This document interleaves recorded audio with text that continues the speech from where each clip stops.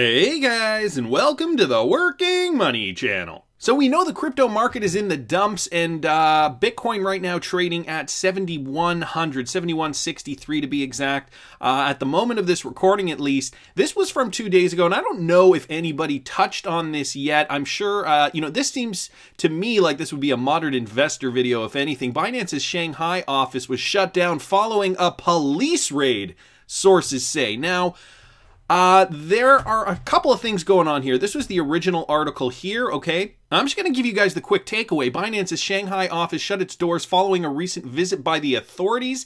Many of the exchange's executives and around 50 to 100 employees worked at the office. The Shanghai government recently conducted a probe of cryptocurrency-related activities, while Binance also made its ambition to return to the Chinese market clear in recent months. Okay, so why was there a probe? What was going on at Binance? As we know, Binance is one of the biggest, actually, I believe it is the biggest exchange on planet Earth for cryptocurrency trading.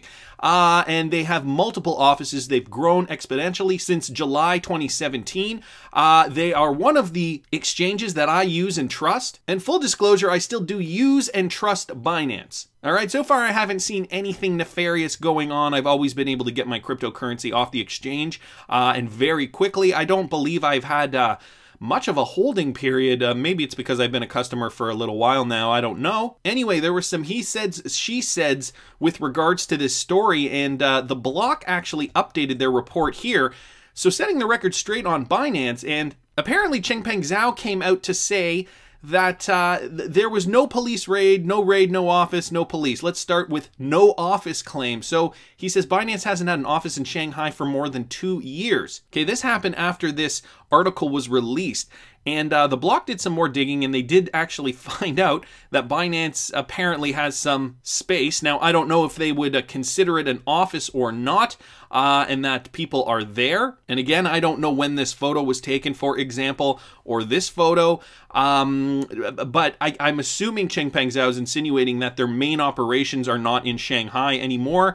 From what I understand, Binance has gone to cryptocurrency-friendly Malta to set up operations.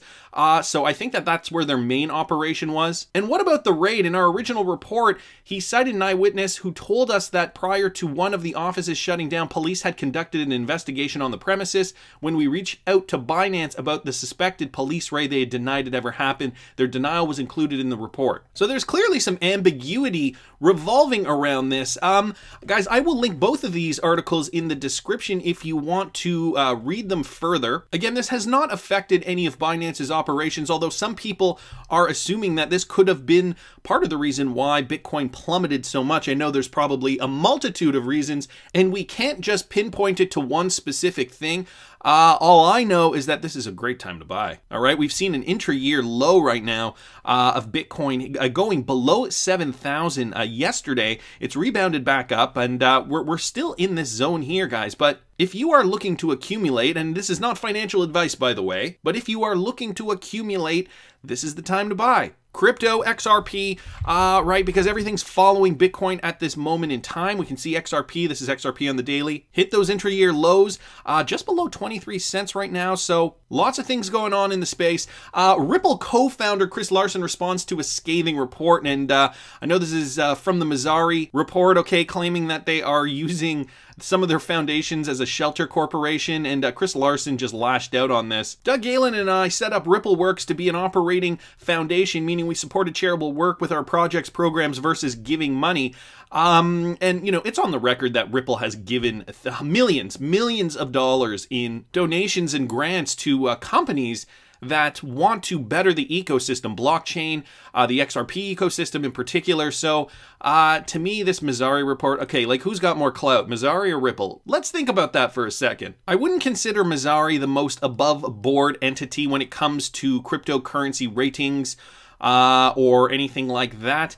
I've done videos over the last several months with regards to Messari and their opinions. Some of them seem a touch biased. But anyway, I'm not going to dwell too much on this. I know this is not the newest news that's coming out today. I saw this, though, on Twitter. Stephen Bull from the Diep at Diep Sun got blocked on Twitter by Swift. Yes, this is a very clear sign that Swift is scared of Ripple and XRP. Another clear sign that they can see them losing against Ripple in the cross-border payments industry. Yeah. That's kind of low. I don't know if Stephen Bull from the DEP has been, tweeting out to Swift, kind of egging them on to maybe do something like this. We know that at these big companies, though, they always have their social media coordinator, and maybe they were just getting fed up with the XRP community's tweets. I'm sure Stephen isn't the only one that they have blocked. This on AMB Crypto, Ripple exec Ben Melnicki joins Blockchain Association as a co-chair, and so he tweeted this out saying, looking forward to working with the Blockchain Association and its members to provide regulatory clarity on this critical issue for the industry and market participants. The association's top priority has been working with legislators and regulators to define certain digital tokens and exempt them from the U.S. securities laws since its launch in 2018, and in an effort to seek regulatory clarity in the United States securities law, the nonprofit organization formally launched the Securities Law Working Group on November 20th. Further alluding the duties of the Working Group, Blockchain Association mentioned the Securities Law Working Group will catalyze and coordinate these ongoing efforts across the open blockchain industry. Properly defining these assets is vital if the broader open blockchain economy is to grow to its full potential here in the United States. So there are organizations out there realizing, the United States are behind in this. The United States really do need to step up their game in the blockchain space. And, these organizations are taking it upon themselves to, do their own research, bring it to regulators, bring it to the powers that be that make the rules. And it's great to have, we know that they have their own interests in mind. Like somebody going from Ripple obviously wants blockchain to succeed because Ripple has a product that uses blockchain and cryptocurrency. So obviously, they're not doing it altruistically. They're doing it because their businesses could thrive. But nevertheless, this is nothing illegal. This is nothing nefarious. The rest of the world is doing it. United States, why can't we do the same? And so a step in the right direction here. Ben Melnicki, great to see him on the board there. I saw this from the XRP Arcade Outvoice. Okay, so Ripple-backed web monetization platform COIL has partnered with Outvoice, a freelance payment platform. So according to the announcement, Outvoice has officially left beta testing and is open to any publication. Outvoice was created to solve a horrible problem for everyone. That was in quotes, by the way. Involved in publishing freelance work, when Matt Saincom, one of the creators of Outvoice, was a freelance writer, he'd have to constantly bug editors so that he could get paid. But then as the founder of satirical sites like The Hard Times, I've read The Hard Times, it's hilarious, and Hard Drive, he realized that managing payments was a huge headache. And journalism is one of those industries we don't talk about enough. And I think that they could really benefit from micropayments quite a bit, right? We get all our news online. It's becoming less and less common to see people reading newspapers these days. We don't pick up a physical paper. Plus, it's kind of bad for the environment to print all that stuff just to throw it away after 24 hours. So we're reading all our news online.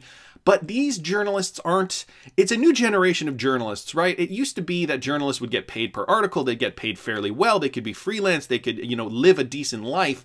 But like everything, journalists, musicians, filmmakers, everybody on this kind of in this freelance creative-ish world are seeing hard times because content, even though there's a need for more content, everybody's getting paid less and less and less to produce content. So, coming up with these innovations, COIL, micropayments, using XRP for journalists, I could really see this becoming the future of micropayments. And, when you write an article, you get paid through the COIL platform. And this could really change the way journalists decide to write articles, decide to create content for the web. We're already seeing it happen in other creative industries like content creation, video content creation, the music industry as well.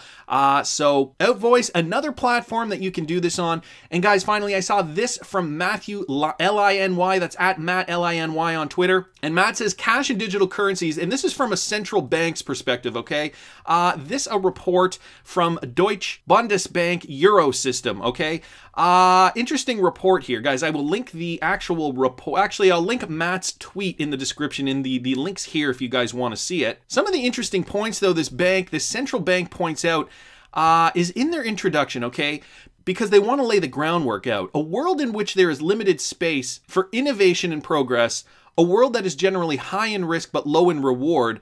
That is what is often claimed, at least. I'm going to scroll down here for a couple more points. The Bundesbank has issued more than half of the value of euro banknotes currently in circulation. Handling and distributing cash is a major operational task performed by national central banks in the euro area, particularly the Bundesbank. This also means that we need to continue investing in our cash infrastructure. Our estimates suggest that roughly 1 out of 10 banknotes issued by the Bundesbank is used for making payments in Germany, so only 1 out of 10 banknotes. This limits the size of the pie that is up for grabs by various non-cash payment alternatives. Essentially what they're stating is cash is becoming less and less prominent. If you look in your wallet today, how much cash do you have in your wallet compared to what your parents had 30 years ago in their wallet? I'm sure it is much, much, much less. And credit cards existed 30 years ago. We're just deciding to use cashless payments more and more and more as the years go on because technology gets better and infrastructure gets better. Anyway, usage of cash as a means of payment is declining. This is true both internationally and in Germany, but the level of cash usage is still high in many countries, and especially in Germany. So we're in this transition period. There may be less cash around, but we are far from being cashless. So as I was saying, there is this transition period now. The cashless economy is becoming greater, but people are still using cash for certain purposes. What I thought was interesting, and guys, again, I will link this in the description for those of you who want to read it further. Matthew Liny points this out here, just a clip from the article. We need to see matters in perspective. After all, many of these debates have been fueled by the plans to announce the Libra Consortium. To me, what this shows, first and foremost, is the need to offer fast and cost-efficient systems for cross-border payments.